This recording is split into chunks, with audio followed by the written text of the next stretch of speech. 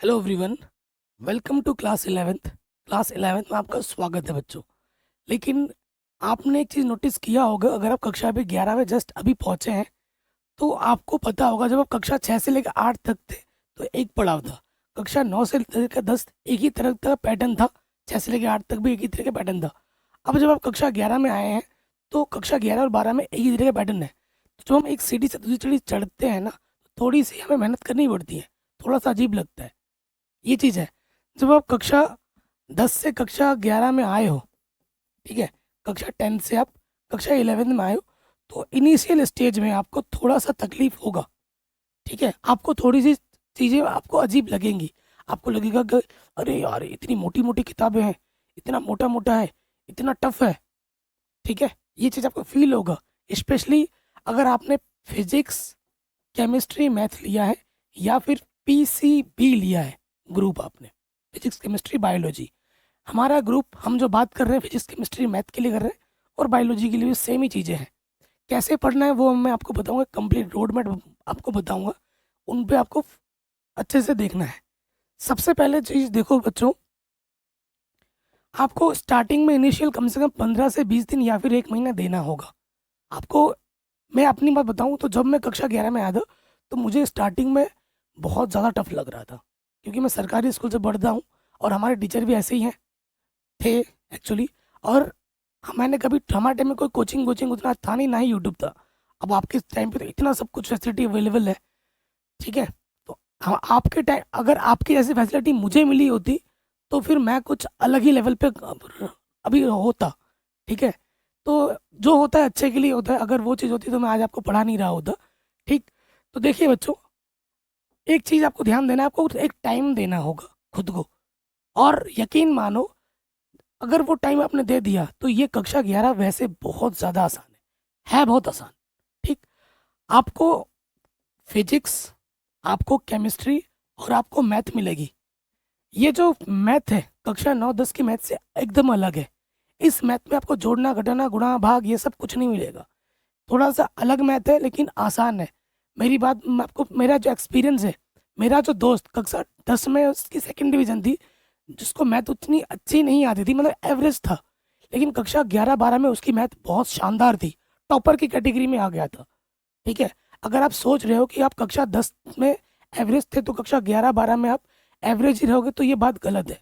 आप कक्षा 11-12 में फोड़ सकते हो, क्योंकि हमारा जो लेवल है वो बढ़ता है, हमारी एज भी बढ़ी हुई है, और हमारा जो दिमाग की कैपेबिलिटी है थिंकिंग की वो भी बड़ा है।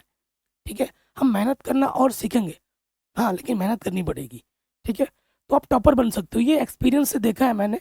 ठीक है, जो कक्षा 10th में टॉपर थे वो 11-12 में आके नीचे चले गए, लेकिन जो कक्षा 10 में एवरेज थे वो कक्षा 11-12 में आके टॉपर बन गए, ये भी है। और जो 10th में टॉपर थे वो 11-12 में भी टॉपर बन जाते हैं। ये सारा चीज़ निर्भर करता है आपके मेहनत पर। तो मेहनत करोगे तो सब चीज़ सही होगी। फिजिक्स केमिस्ट्री मैथ, फिजिक्स में भी आपको देखोगे, इसमें अब आपको मिलेंगे डेरिवेशन। ठीक है, क्या मिलेगा आपको? डेरिवेशन मिलेगा, उसके साथ कॉन्सेप्ट मिलेगा, कॉन्सेप्ट वाले थ्योरेटिकल चीज़ें, और उसके बाद न्यूमेरिकल मिलेगा।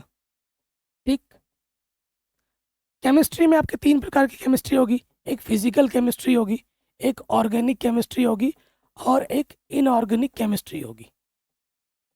ठीक, मैथ की तो मैं बात कर ही चुका हूँ। अगर मैं बात करूँ इनऑर्गेनिक केमिस्ट्री, इसमें आपको याद करना होता है, मैक्सिमम चीज़ें याद करना है।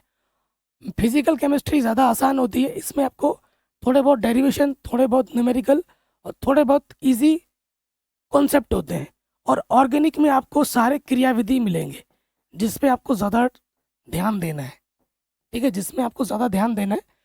और अगर आपकी ऑर्गेनिक केमिस्ट्री अच्छी हो गई तो आपको मज़ा ही मज़ा आ जाएगा, क्योंकि ये बहुत टाइम मांगता है। अगर एक बार आपको कॉन्सेप्ट सीख गए, अगर मैं ऑनेस्टली बताऊं तो मेरी ऑर्गेनिक केमिस्ट्री बहुत ज़्यादा कमज़ोर है, क्योंकि मेरे जो टीचर थे कक्षा 11-12 में, उनको खुद केमिस्ट्री नहीं आती थी, सरकारी टीचर थे, वो बस हमें आके सिर्फ लिखवा देते, तो मेरी वहीं से कमज़ोर हो गई। क्योंकि हमारे टाइम पे कोचिंग नहीं था, हमारे टाइम पे यूट्यूब नहीं था, तो मेरी इसी वजह से ये चीज़ बहुत वीक है, इसी वजह से मैं केमिस्ट्री नहीं पढ़ा पाता हूँ।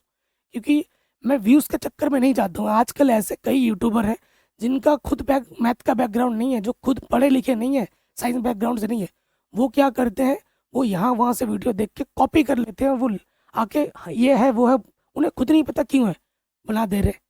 अब यूट्यूब चलता है रैंकिंग सिस्टम से, एसईओ से, वो उनको एसईओ अच्छा कर लेते हैं, थंबनेल अच्छा बनाते हैं, क्लिक हो जाता है, व्यूज़ अच्छे आ जाते हैं। ऐसे कई यूट्यूबर्स हैं जिनके मिलियन में सब्सक्राइबर है, लेकिन उनको कुछ भी नहीं आता। तो ऐसे यूट्यूबर से बच के रहना है, ठीक है। वो तुम्हारा बेड़ा गर्क करेंगे। मैं खुद देखो फिजिक्स केमिस्ट्री मैथ से पढ़ा हुआ हूँ, बीएससी किया हुआ है मैंने, और मैं मैथमेटिक्स एमएससी, लेकिन मैं आपको कभी भी केमिस्ट्री नहीं पढ़ाता, क्योंकि मेरा हाथ थोड़ा सा इसमें तंग है इसी ऑर्गेनिक में। लेकिन मुझे इनऑर्गेनिक अच्छे से आती है, फिजिकल अच्छे से आती है, लेकिन मैं तब भी नहीं पढ़ाता हूँ। मुझे मैथ अच्छे से आता है, मैंने मास्टरी की हुई है, तो मैं मैथ पढ़ा रहा हूँ।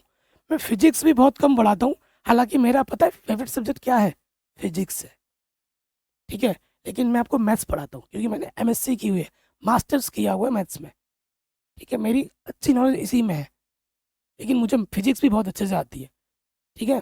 तो ऐसे टीचर से पढ़ना है जिनका स्पेशलाइजेशन हो किसी सब्जेक्ट में, आप उन्हीं से वो सब्जेक्ट पढ़ो तो बेस्ट रहता है, ठीक। ये अंदर की बात है। और उसके बाद दो सब्जेक्ट आपके और होते हैं, हिंदी, जो कि आपको आपको पता है, और इंग्लिश। ये जो चीज़ें ये इजी है, हिंदी और इंग्लिश, ये चीज़ आपको आसान लगती है, ये आप मैनेज कर लेते हो। लेकिन आपको क्या करना, डेरिवेशन आसान होते हैं, अगर दो, हर दिन एक डेरिवेशन कर लो और दो न्यूमेरिकल कर लो और एक कॉन्सेप्ट बना लो, आराम से हो जाता है, ठीक है। डेरिवेशन एक नई चीज़ है जो आपको हैबिट में लानी पड़ेगी, कक्षा 12 में भी आएगा। कक्षा 11 की गणित में 4 से 5 चैप्टर ऐसे हैं जो कक्षा 12 में दोबारा आएंगे, तो उनको अच्छे से मेहनत करना है। वो चैप्टर कौन से हैं, वो उस पर मैंने एक अलग से वीडियो बना रखी है, आप जाके देख सकते हैं। तो कुल मिला के ये है कि इनिशियल स्टेज में आपको थोड़ा मेहनत करना होगा, थोड़ा सा टाइम देना होगा खुद को, और उसके बाद देखो कि सारी चीज़ें आपको आसान लग रही होंगी, ठीक है। फिजिक्स के लिए अगर मैं बुक की बात करूं, तो फिजिक्स केमिस्ट्री के लिए आपको रेफरेंस बुक ज़रूर लेनी चाहिए, ठीक है। एनसीईआरटी तो पढ़ोगे ही पढ़ोगे, लेकिन डीप नॉलेज के लिए आपको रेफरेंस बुक, जैसे मैं रिकमेंड करूंगा, मैंने जो इससे पढ़ाई की थी नूतन, और मेरे पास एक थी चित्राकर की, ठीक है। इनसे आप पढ़ सकते हो, नूतन बेस्ट है, नूतन बेस्ट है, इससे मैंने पढ़ाई की थी। और मैथमेटिक्स के लिए, ठीक है, क्योंकि स्कूल इसके हिसाब से मैं बता रहा हूँ, मैथमेटिक्स के लिए एनसीईआरटी से पढ़ो, ठीक है। और अगर आप आईआईटी जेईई की तैयारी करना चाहते हो, तो एनसीईआरटी से सिर्फ काम नहीं चलेगा, एनसीईआरटी के अलावा आप आर डी शर्मा से पढ़ सकते हो, ठीक है। ये अंग्रेजी मीडियम में आती है बुक, तो इससे आप पढ़ सकते हो। लेकिन एनसीईआरटी बेसिक चीज़ें जो बताता है आपको, अगर आपको एडवांस में थोड़ा सा जाना है तो आप आर डी शर्मा पढ़ सकते हो। लेकिन अगर सिर्फ स्कूल के हिसाब से आप चलोगे तो एनसीईआरटी इनफ है मैथ के लिए, ठीक है। और मैथ तो मैंने पूरी पढ़ा रखी है, ऑलरेडी नई वीडियो भी बनाने स्टार्ट कर दी, नीचे मिलेगी लिंक्स डिस्क्रिप्शन में। और हाँ, अगर आप सोच रहे हो कि थोड़ा कम पढ़ना पड़ेगा, कक्षा 10 में हमने इतना पढ़ाई किया, तो कक्षा 11 में और ज़्यादा पढ़ाई करनी पड़ेगी, ठीक है। आपको डेली कम से कम फिजिक्स को 2 घंटा, ठीक है, फिजिक्स आपको 2 घंटा, केमिस्ट्री आपको 2 घंटा, ये स्कूल टाइम के बाद, और मैथ आपको कम से कम 2 घंटा, कम से कम 2 घंटा देना ही पड़ेगा, ठीक है। ये 2-2 घंटा आपको देना ही पड़ेगा फिजिक्स केमिस्ट्री मैथ में। शुरू से कंसिस्टेंट रहोगे, स्टार्टिंग से मेहनत करोगे। कई बच्चे कक्षा 11 में सोचते हैं हम आराम करेंगे, हम 10th में बोर्ड एग्जाम दे के आए, इस साल तो भाई रेस्ट करना है। भाई रेस्ट करोगे, कक्षा 11 में जो अगर जो रायते फैलाओगे ना, उसको समेटने में कक्षा 12 पूरी निकल जाएगी। और कक्षा 11 आपने अच्छे से कर लिया, तो कक्षा 12 में आपको बहुत आसानी लगेगी, सारा सिलेबस आसान लगेगा, सारी चीज़ें आसान लगेगी, और फटाफट चीज़ों को समझोगे, ठीक है। कक्षा 11 में आपका अर्धवार्षिक, वार्षिक, टेस्ट के नंबर सारे जुड़ते हैं, तो उस हिसाब से आपको तैयारी करनी है। कक्षा 11 में भी बच्चे फेल हो जाते हैं, ठीक है। कक्षा 11 का रिजल्ट आपके स्कूल टीचर पर निर्भर करता है, तो उनसे आप अच्छे बना के रखो और खुद भी पढ़ाई करो, तो आप आराम से कक्षा 11 पास हो जाओगे, और कक्षा 12 आपको आसान लगेगी। तो ये चीज़ें हैं, आप इस तरीके से पढ़ाई करो, सारा चीज़ मैंने ऑलरेडी पढ़ा रखा है, लिंक्स मिलेंगे डिस्क्रिप्शन पे, आराम से कर लोगे। जय हिंद, मिलते हैं आपसे नए वीडियो में, वीडियो को शेयर ज़रूर करें।